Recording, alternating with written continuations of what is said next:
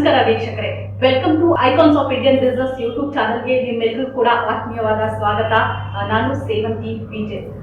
ಸ್ನೇಹಿತರೆ, ಎಂದಿನಂತೆ ನಾನು ಉದ್ಯಮ ಕ್ಷೇತ್ರದಲ್ಲಿ ಸಾಧನೆ ಮಾಡಿದಂತಹ ಸಾಧಕರ ಜೊತೆ ನಾನಿರ್ತೀನಿ. ಇವತ್ತು ಕೂಡ ನನ್ನ ಜೊತೆ ಪಾರ್ಟ್ನರ್ಶಿಪ್ ಅಲ್ಲಿ ಸಾಧಕರಿದ್ದಾರೆ. ಸೊ ಸ್ನೇಹಿತರೆ, ಖ್ಯಾತ ಫೇಸ್ಬುಕ್ ಸಂಸ್ಥೆಯ ಸಂಸ್ಥಾಪಕರಾದಂತಹ ಮಾರ್ಕ್ ಜುಗರ್ಬರ್ಗ್ ಒಂದು ಮಾತನ್ನ ಹೇಳ್ತಾರೆ.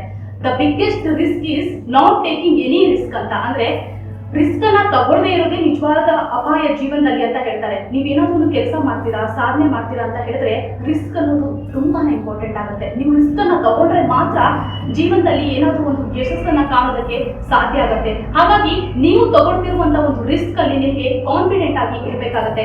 ಆ ರಿಸ್ಕ್ ಅನ್ನ ಯಾಕಾಗಿ ತೆಗೆದುಕೊಳ್ತಿದ್ದೀವಿ ಅನ್ನೋದು ತುಂಬಾನೇ ಇಂಪಾರ್ಟೆಂಟ್ ಆಗುತ್ತೆ ಅಂತ ಹೇಳ್ತಾ, ಇವತ್ತಿನ ನಮ್ಮ ಜೊತೆ ಇರುವಂತಹ ಸಾಧಕರು ಒಂದಲ್ಲ ಎರಡಲ್ಲ 3 ಬಿಸ್ನೆಸ್ ಅಲ್ಲಿ, ಮಲ್ಟಿ ಬಿಸ್ನೆಸ್ ಅಲ್ಲಿ ಕೈ ಹಾಕಿದ್ದಾರೆ. ಮಲ್ಟಿ ಟ್ಯಾಲೆಂಟ್ ಅಂತಾನೆ ಹೇಳ್ಬೋದು, ಮಲ್ಟಿ ಪರ್ಸನಾಲಿಟಿ ಅಂತಾನೆ ಹೇಳ್ಬೋದು.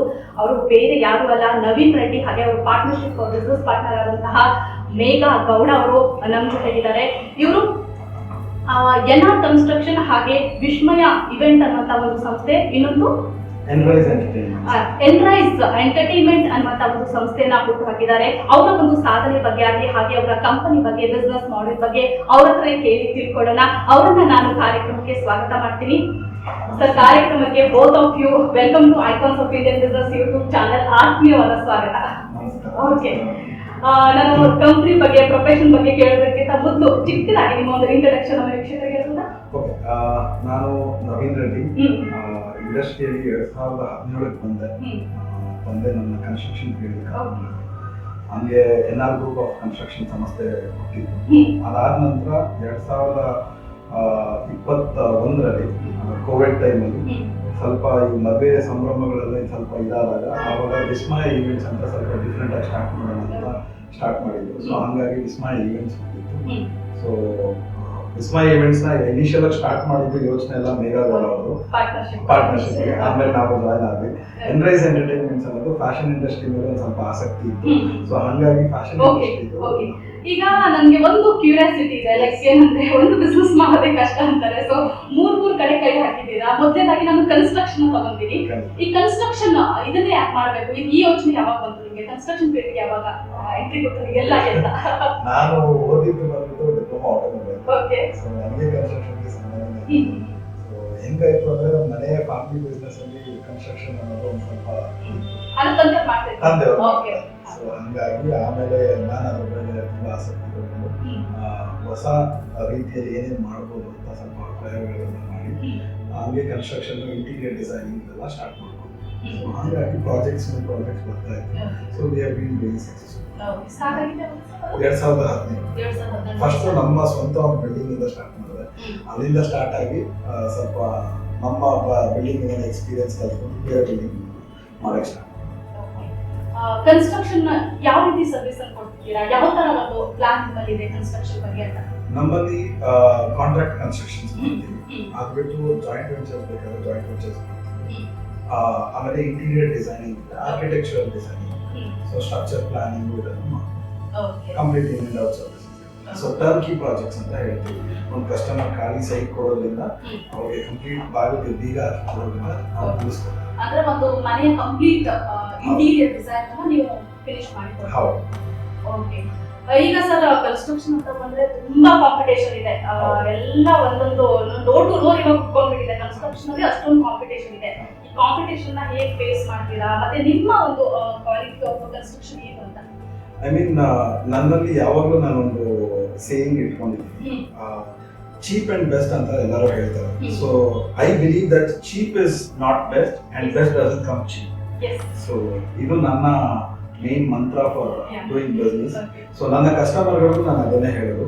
ಸೊ ಯಾವುದೇ ಒಂದು ವಸ್ತು ಆಗಲಿ, ಇಲ್ಲ ಒಂದು ಮನೆ ಕಟ್ಟೋವಾಗಲಿ, ನಿಮ್ಗೆ ಚೀಪಾಗಿ ಸಿಗೋದು ಲಾಂಗ್ ಲೈಫ್ ಇರಲ್ಲ, ಬೆಸ್ಟ್ ಆಗಿ ಸಿಗೋದು ಚೀಪಾಗಿ ಸಿಗೋದು. ಸೊ ನಾನು ಕನ್ಸ್ಟ್ರಕ್ಷನ್ ಅಲ್ಲಿ ಏನ್ ಹೇಳ್ತೇನೆ ಅಂದ್ರೆ, ಯಾವುದೇ ಒಂದು ಪ್ರಾಜೆಕ್ಟ್ ಮಾಡಿದಾಗ ನಮ್ಮ ಕಸ್ಟಮರ್ಗಳಿಗೆ ತಿಳುವಳಿಕೆ ಕೊಡಬೇಕು. Knowledge is more important than doing a business. So ಆ ನಾಲೆಜ್ ನಾನು ಕೊಟ್ಟಾಗ ಅಫ್ಕೋರ್ಸ್ ನಾನು ಕಸ್ಟಮರ್ಸ್ ಅಲ್ಲೇ ಗೋ ಫಾರ್ ಇಟ್. ಮೀನ್ಸ್ ಅವ್ರು ನಿಜವಾಗ್ಲೂ ಕ್ವಾಲಿಟಿ ಬೇಸ್ಡ್ ಕಸ್ಟಮರ್ಸ್ ಆಗಿದ್ರೆ ನಮಗೆ ಡೆಫಿನೆಟ್ ಆಗಿ ಬಿಸ್ನೆಸ್ ಕೊಟ್ಟೆ ಕೊಡ್ತಾರೆ. And that is how we have gain lot of customers till today.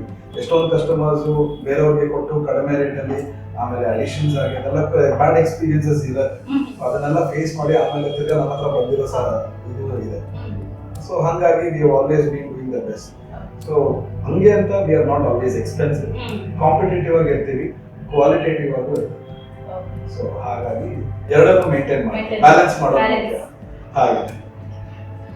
ನಿಮ್ಮಲ್ಲಿ ಯಾವ ರೀತಿ ಒಂದು ಸ್ಯಾಟಿಸ್ಫ್ಯಾಕ್ಟ್ ಆಗುವಂತ ಕ್ಲೈಂಟ್ಸ್ ಇದಾರೆ? ಯಾವ ರೀತಿ ಕ್ಲೈಂಟ್ಸ್ ಬರ್ತಾರೆ? ಯಾವ ತರ ಒಂದು ಕನ್ಸ್ಟ್ರಕ್ಷನ್ ಅಲ್ಲಿ ಯಾವ ರೀತಿ ಪ್ಲಾನ್ಸ್ ಇರ್ತಾರೆ? ಒಂದೆರಡು ಎಕ್ಸ್ಪ್ಲೇನ್. ಬೇಸಿಕ್ಲಿ ಕಸ್ಟಮರ್ಸ್ ಬಂದ್ಬಿಟ್ಟು ನಾವು ಜಾಸ್ತಿ ಮಾಡೋದು ವಿಲ್ಲಾ ಕನ್ಸ್ಟ್ರಕ್ಷನ್ಸ್ ಮತ್ತೆ ಇಂಡಿವಿಜುವಲ್ ಹೌಸಸ್, ಅಪಾರ್ಟ್ಮೆಂಟ್ ಪ್ರಾಜೆಕ್ಟ್ಸ್ ಸ್ವಲ್ಪ ಕಡಿಮೆ. ಸೊ ಈ ವಿಲ್ಲಾ ಪ್ರಾಜೆಕ್ಟ್ಸ್ ಅಲ್ಲಿ ಏನಾಗುತ್ತೆ, ಕಸ್ಟಮರ್ಗೆ ಅದೊಂದು ಮನೆ ಡ್ರೀಮ್, ಎಷ್ಟೋ 20-30 ವರ್ಷದಿಂದ ಒಂದು ಮನೆ ಮಾಡಬೇಕು ಅಂತ ಇದ್ದಾಗ ಆ ಮನೆಗಳನ್ನ ಅವರು ಯಾರ ಹತ್ರ ಕೊಡೋದು, ಹೇಗೆ ಆ ಜವಾಬ್ದಾರಿನ ನಿಭಾಯಿಸ್ತಾರೆ ಕರೆಕ್ಟ್ ಆಗಿ, ಆ ಕ್ವಾಲಿಟಿ ಹೇಗೆ ಕೊಡ್ತೀವಿ, ಅದೆಲ್ಲ ಇಂಪಾರ್ಟೆಂಟ್ ಆಗುತ್ತೆ. ಸೊ ಫಸ್ಟ್ ನಾವೇನ್ ಮಾಡ್ತೀವಿ, ಒಂದು ಕ್ಲೈಂಟ್ ನ ವಿಸಿಟ್ ಮಾಡಿದಾಗ ಅವ್ರದ್ದು ಏನ್ ರಿಕ್ವೈರ್ಮೆಂಟ್ಸ್ ಇದೆ ಅಂತ ಅಂಡರ್ಸ್ಟ್ಯಾಂಡ್ ಮಾಡ್ಕೊಂಡು ಅವ್ರ ರಿಕ್ವೈರ್ಮೆಂಟ್ಸ್ ಅಲ್ಲಿ ಯಾವ್ದು ಬೆಸ್ಟ್ ಆಗಿರುತ್ತೆ, ಪ್ಲಸ್ ನಾವು ಯಾವ್ದು ಹೊಸ ಇನ್ಪುಟ್ಸ್ ಕೊಡ್ಬೋದು. ಸಪೋಸ್ ಕಸ್ಟಮರ್ಸ್ಗೆ ಅಪ್ಡೇಟ್ ಇಲ್ಲ, ಯಾವ್ದೋ ಹಳೆ ಒಂದು ಮೆಥಡಾಲಜಿ ಇಟ್ಕೊಂಡಿರ್ತಾರೆ, ನಾವೇನಾದ್ರೂ ಹೊಸ ಇನ್ಪುಟ್ಸ್ ಕೊಟ್ಟು ಅದನ್ನ ಮರ್ಜ್ ಮಾಡಿ ಫೈನಲ್ ಆಗಿ ಒಂದು ಔಟ್ಪುಟ್ ಕೊಡ್ತೀವಿ. ಸೊ ಇದ್ರ ಜೊತೆಗೆ ನಾವು ಕಸ್ಟಮರ್ಸ್ ಏನ್ ಹೇಳೋದು ಅಂದ್ರೆ, ಎಸ್ಪೆಷಲಿ ನಮ್ಮ ಕ್ಲೈಂಟ್ಸ್ ಲೇಡೀಸ್ ಇರ್ತಾರಲ್ಲ, ಅವ್ರಗಳಿಗೆ ಕಿಚನ್ ಅಲ್ಲಿ we are very special in modular kitchen. So ನಮ್ಮ ಮಾಡ್ಯುಲರ್ ಕಿಚನ್ ಅಲ್ಲಿ ನೀವು ನೀಟಾಗಿ ಪೈಪ್ ಹಾಕಿ ವಾಶ್ ಮಾಡ್ಬೋದು. ಸೊ ಆ ತರ ಒಂದು ಇದಿದ್ದೀವಿ, termite and cockroach free kitchens. So ನಿಮಗೆ ಪ್ಲೈವುಡ್ ಜಾಸ್ತಿ ಯೂಸ್ ಆಗೋದಿಲ್ಲ ಅಂಡ್ ರೀಸೈಕಬಲ್ ಮೆಟೀರಿಯಲ್ಸ್ ನ ತುಂಬಾ ಯೂಸ್ ಮಾಡ್ತೀವಿ. ಸಸ್ಟೈನಬಿಲಿಟಿ ಜಾಸ್ತಿ ಇರುತ್ತೆ, ಆಮೇಲೆ ಕಾಸ್ಟ್ ವೈಸ್ ಆಲ್ಸೋ ಎಫೆಕ್ಟಿವ್ ಆಗಿರುತ್ತೆ. ಸೊ ಹಂಗಾಗಿ ಈ ತರ ಕಿಚನ್ಸ್ ನ ಮಾಡಿ ಸಕ್ಸಸ್ಫುಲ್ ಆಗಿ ಅವರು ಬಾಯಿ ಮಾತಲ್ಲಿ ರೆಫರೆನ್ಸ್ ಕೊಟ್ಟಿರೋ ಕಸ್ಟಮರ್ಸ್ ಜಾಸ್ತಿ. ಸೊ ಹಿಂಗಾಗಿ ಒಂದು ಕಿಚನ್ ಇಂದ ಸ್ಟಾರ್ಟ್ ಆಗಿ ಎಂಟೈರ್ ಮನೆ ಕನ್ಸ್ಟ್ರಕ್ಷನ್ ಗಂಟ ಎಲ್ಲ ಹೋಗ್ತಿದೆ. ಸೊ ಆ ತರನು ನಮಗೆ ಕ್ಲೈಂಟ್ಸ್ ಬಂದಿರೋದಿಲ್ಲ. ಸೊ ಹಿಂಗಾಗಿ clients have always been satisfied with us and mostly yes, ನಮಗೆ ನಮ್ಮ ಕಾನ್ಸೆಪ್ಟ್ ನ ಅರ್ಥ ಮಾಡ್ಕೊಂಡಿರೋ ಕ್ಲೈಂಟ್ಸ್ ವೈಡ್ ರೇಂಜ್ ಅಲ್ಲಿ ಇದೆ. ಬಿಕಾಸ್ ಯಾವುದೇ ಒಂದು ಪ್ರಯೋಗ ಮಾಡುವಾಗ ಸ್ವಲ್ಪ ಅಡಚಣೆಗಳಿರುತ್ತೆ. ಪ್ಲಸ್ ಯಾರಾದ್ರೂ ಮುಂದೆ ಬಂದಾಗ ಓಕೆ ಇದ್ಯಾಕೆ ಹಿಂಗೆ, ನಾವು ಟ್ರೆಡಿಷನಲ್ ಮೆಥಡ್ ಅಲ್ಲಿ ಯಾಕೆ ಫಾಲೋ ಮಾಡಬಾರ್ದು ಅದು ಇದು ಅಂತ ಕೇಳ್ತಾರೆ. ಹೊಸದನ್ನ ಪ್ರಯೋಗ ಮಾಡುವಾಗ ಕೆಲವರು ಅದಕ್ಕೆ ಯಾರು ನಮ್ಮ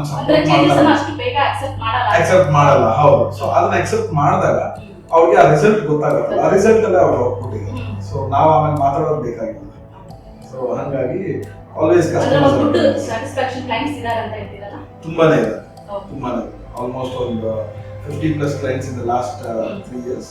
ಕೋವಿಡ್ ಟೈಮ್ ಅಲ್ಲಿ ಎಸ್ ಎಲ್ಲರೂ ಬಿಸ್ನೆಸ್ ಹೋಗ್ತಾ ಬಂದಿತ್ತು, but still we sustain to do at least 2 projects in COVID time also. ಹಾಗೆ ನಮ್ಮಲ್ಲಿ ಒಂದು ಮಾತಿದೆ, ಮನೆ ಕಟ್ಟು ನೋಡು ಮದ್ವೆ ಮಾಡು ಅಂತ ಹೇಳ್ತಾರೆ. ಸೊ ಮದ್ವೆ ಮಾಡುವಾಗ ಲೈಫ್ ಪಾರ್ಟ್ನರ್ ಕೂಡ ತುಂಬಾ ಇಂಪಾರ್ಟೆಂಟ್ ಮಾಡ್ತಾರೆ. ಹಾಗೆ ಮನೆ ಅಂತ ಬಂದಾಗ ಒಂದು ರೈಟ್ ಡಿಸಿಷನ್ ತಗೊಂಡು ಒಂದು ರೈಟ್ ವ್ಯಕ್ತಿಗಳ ಜೊತೆ ನಾವು ಕೋಆರ್ಡಿನೇಟ್ ಮಾಡ್ಕೊಂಡು ಮನೆಯ ಒಂದು ಪ್ಲಾನ್ ಮಾಡ್ಬೇಕಾಗುತ್ತೆ.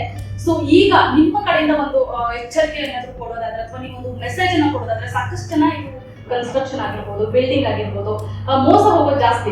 ಯಾರಾದ್ರೂ ಏನೋ ಪ್ಲಾನ್ ಮಾಡ್ಕೊಂತಾರೆ, ಅವ್ರು ಏನೋ ಒಂದು ಪ್ಲಾನ್ ಕೊಡೋದು, ಅದು ಎಡವಟ್ಟಾಗೋದು. ಸೊ ಈ ರೀತಿ ನಡೆಯುತ್ತೆ. ನೀವು ಒಂದು ಸಂದೇಶ ಕೊಡೋದಾದ್ರೆ, ಈ ರೀತಿ ಎಚ್ಚರಿಕೆ ವಹಿಸಿ ಮನೆ ಕಟ್ಟೋಕ್ಕಿಂತ ಮೊದಲು ಅಥವಾ ಒಂದು ಡಿಸೈನ್ ಪ್ಲಾನ್ ಮಾಡೋಕ್ಕಿಂತ ಮೊದಲು ಅಂತ ಹೇಳೋದಾದ್ರೆ ಏನ್ ಹೇಳ್ತೀರಾ?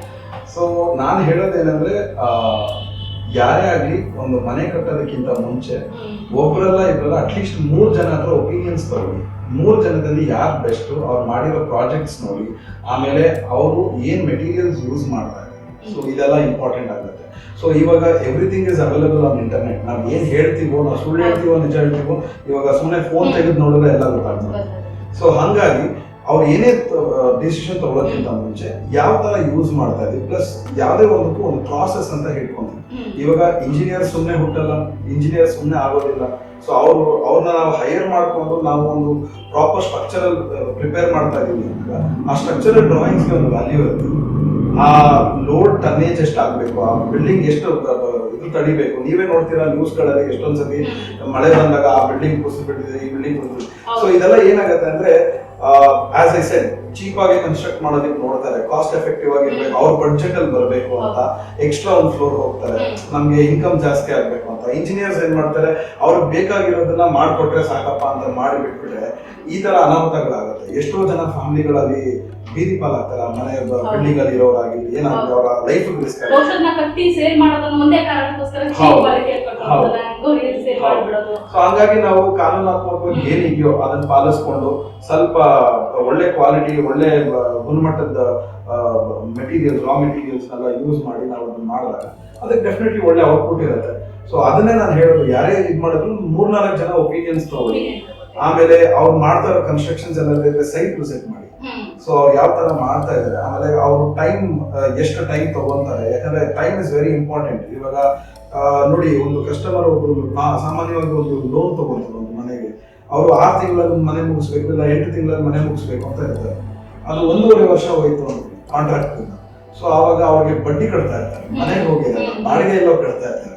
ಎಷ್ಟು ಕಷ್ಟ ಆಗುತ್ತೆ ಒಬ್ಬರು ಮಾತು ತಪ್ಪಲ್ಲಿ. ಸೊ ಹಿಂಗಾಗಿ ಅದೆಲ್ಲ quality of time that matters. So ಇದನ್ನೆಲ್ಲ ನೋಡ್ಕೊಂಡು ಕನ್ಸ್ಟ್ರಕ್ಷನ್ ಮಾಡಬೇಕು. ಸರ್, ಈ ಕನ್ಸ್ಟ್ರಕ್ಷನ್ ಫೀಲ್ಡ್ ಅಲ್ಲಿ ತುಂಬಾ ಕಾಂಪಿಟೇಷನ್ ಇದೆ. ಸೊ ಕಸ್ಟಮರ್ ಕನ್ಫ್ಯೂಸ್ ಆಗಲ್ವಾ ಅಂತ, ಇಷ್ಟೊಂದಿದೆ, ಯಾರನ್ನ ಚೂಸ್ ಮಾಡ್ಬೇಕು ಹಾಗೆ ಅನ್ಸತ್ತಲ್ವಾ, ಇವ್ರು ಬಿಟ್ಟು ಅವರು ಹೆಂಗೆ ಇದು ಅಂತ?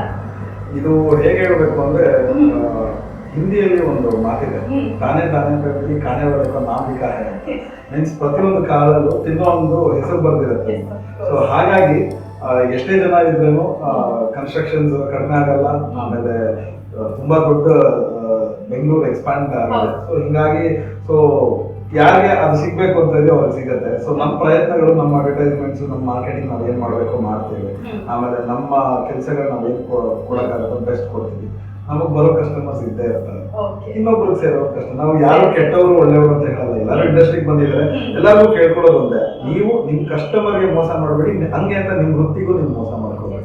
ಎರಡಕ್ಕೂ ಲಾಯಲ್ ಆಗಿದ್ದು ಜೆನ್ಯೂನ್ ಆಗಿ ಮಾಡಿದ್ರೆ ಎಲ್ಲರೂ ಚೆನ್ನಾಗಿ ಬೆಳಿಬೇಕು. ಯಾಕೋ ಎಲ್ಲೋ ಒಂದ್ ಕಡೆ ಈ ಒಂದು ಫೀಲ್ಡ್ ಅಲ್ಲಿ ಒಬ್ಬಿಬ್ರು ಮಾಡುವಂತ ತಪ್ಪುಗಳಿಂದಾಗಿ ಎಲ್ಲ ಒಂದು ಕನ್ಸ್ಟ್ರಕ್ಷನ್ ಮೇಲೂ ಜನರಿಗೆ ಕಡಿಮೆ ಆಗ್ಬಿಡುತ್ತೆ. ಈ ತರ ಮೋಸ ಆಯ್ತು ಅಂತ. ಇನ್ನೊಂದು ನೀವು ಹೇಳಿದ ಗಾದೆ, ಮನೆ ಕಟ್ಟಿ ನೋಡು ಮದುವೆ ಮಾಡಿ ನೋಡು ಅಂತ. ಸೊ ಅದಕ್ಕೆ ನಾವೇನ್ ಮಾಡಿದೀವಿ, ಮನೆ ಕಟ್ಟೋದಕ್ಕೂ ನಾವೇ ಇದೀವಿ, ಮದುವೆ ಮಾಡೋದಕ್ಕೂ ನಾವೇ ಇದೀವಿ. ಸೊ ಹಾಗಾಗಿ ನಾವೇ ಮಾಡ್ಕೊಂಡ್ಬಿಡ್ತೀವಿ ಅಂತ. ಸೊ ಏನಾಯ್ತು ಅಂದ್ರೆ, ಈ ವಿಸ್ಮಯ ಈವೆಂಟ್ಸ್ ಅನ್ನೋದಕ್ಕೆ ಈ ಕನ್ಸ್ಟ್ರಕ್ಷನ್ ತುಂಬಾ ಕ್ಲೋಸ್ ಇದಿದೆ. ಕಸ್ಟಮರ್ ಹೆಂಗಾಗ್ಬೇಕು ಅಂದ್ರೆ ನಮ್ಗೆ ಫ್ಯಾಮಿಲಿ ತರ ಆಗ್ಬೇಕು.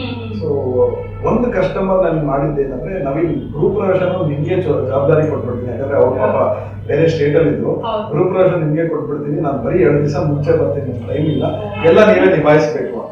ಸೊ ಅದನ್ನ ನಿಭಾಯಿಸಿದಾಗ ಅವರು ಹೇಳಿದ್ರು, ನವೀನ್ ಇದೆಲ್ಲ ಇಷ್ಟೆಲ್ಲ ಕಾಂಟ್ಯಾಕ್ಟ್ಸ್ ಇದೆ, ಯಾಕೆ ನೀವು ಇವೆಂಟ್ ಮ್ಯಾನೇಜ್ಮೆಂಟ್ ಇದು ಮಾಡಬಾರ್ದು ಅಂದಾಗ, ಆಗ ನಾನು ಒಬ್ಬನೇ ಇವೆಂಟ್ ಮ್ಯಾನೇಜ್ಮೆಂಟ್ ಕನ್ಸ್ಟ್ರಕ್ಷನ್ ನೋಡ್ಕೊಳ್ಳಿ ನನ್ಗೆ ಕಷ್ಟ ಆಗುತ್ತೆ ಅಂದಾಗ, ಸೊ ಅವಾಗ ಮೇಘಾಗೌಡ ಅವರು ನನಗೆ ತುಂಬಾ ವರ್ಷದ ಫ್ರೆಂಡ್ಸ್ ಆಗಿದ್ವಿ. ಸೊ ಹಂಗಾಗಿ ಅವ್ರ ಪರಿಚಯ ಆದಾಗ ಅವ್ರು ಆಲ್ರೆಡಿ ಇದ್ರಲ್ಲಿ ಇದ್ರು. ಸೊ ನಾನು ಹೇಳಿದೆ, ಯಾಕೆ ನಾವಿಬ್ರು ಇದ್ರ ಜೊತೆಗೆ ಮಾಡಬಾರ್ದು. ಸೊ ಹಂಗಾಗಿ ಅವ್ರ ಜೊತೆಗೆ ಸೇರ್ಕೊಂಡು ಇವಾಗ ನಮ್ಮ ಶಕ್ತಿ ಇನ್ನೂ ದೊಡ್ಡದಾಗಿದೆ. ಸ್ತ್ರೀ ಶಕ್ತಿ ಜೊತೆಗೆ ಯಾವ್ದನ್ನು ಹೌದು.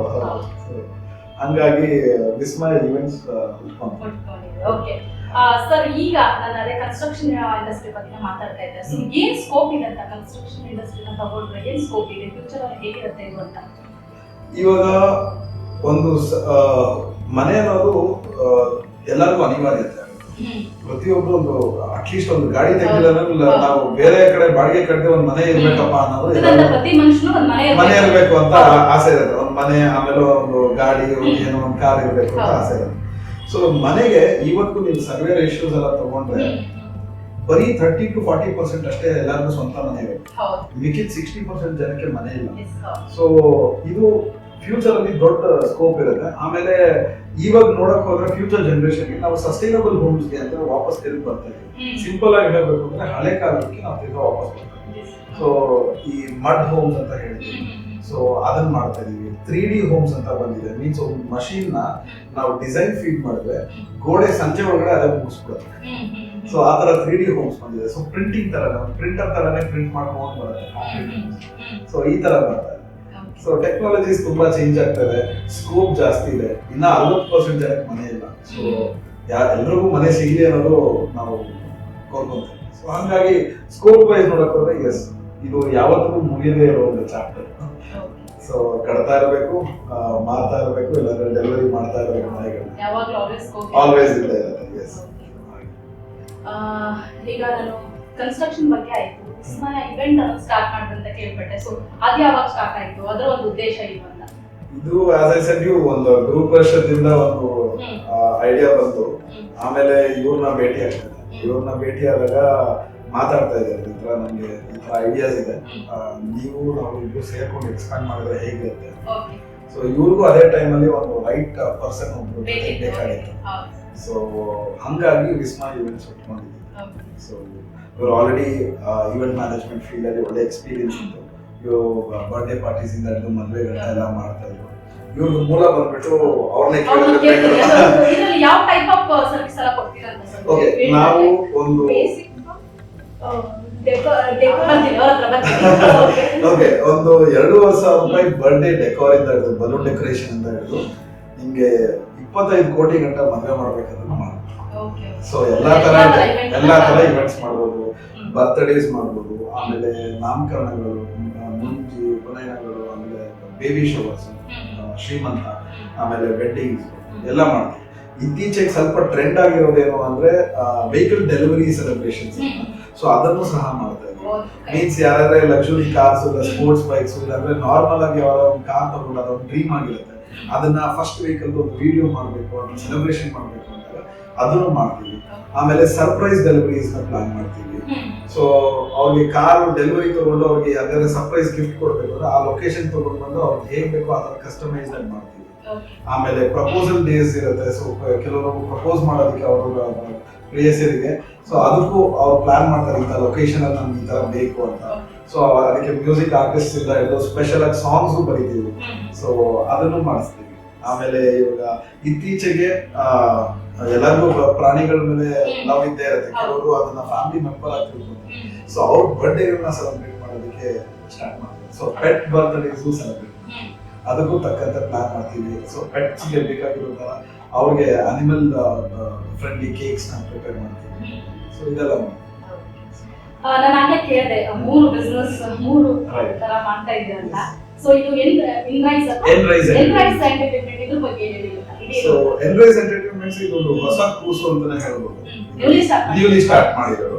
ಸೊ ಇದೇನಂದ್ರೆ it's model management and ad shoots ಗೆ ಸಂಬಂಧಪಟ್ಟಿರೋದು ಇದು. ಸೊ ನಾವು ಮಾಡೆಲ್ಸ್ ನ ಟ್ರೈನ್ ಮಾಡ್ತೀವಿ, ಕೊರಿಯೋಗ್ರಾಫ್ ಮಾಡ್ತೀವಿ, ಆಮೇಲೆ ಶೂಟ್ಸ್ ಎಸ್ ಇವಾಗ 3 ಪಾರ್ಟ್ನರ್ ಆಗಿದ್ದಾರೆ ಅವರು. ಸೊ ಹಾಗೆ ಎಸ್ ಇದು ಇಬ್ಬರದು ಮೀನ್ಸ್ ನನಗೆ ಫ್ಯಾಷನ್ ಅಲ್ಲಿ ತುಂಬಾ ಆಸಕ್ತಿ ಇತ್ತು.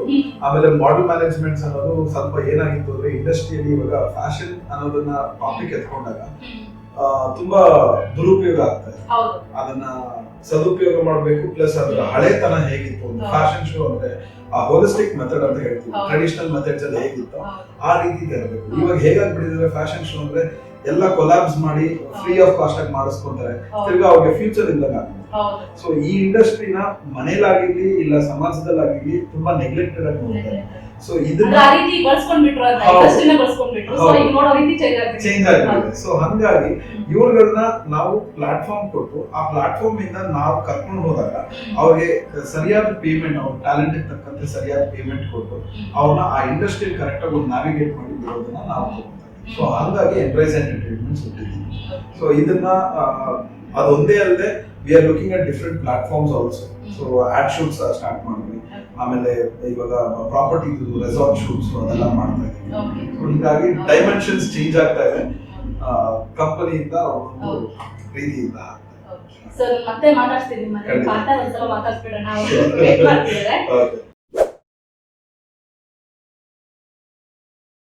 Like, comment, and subscribe.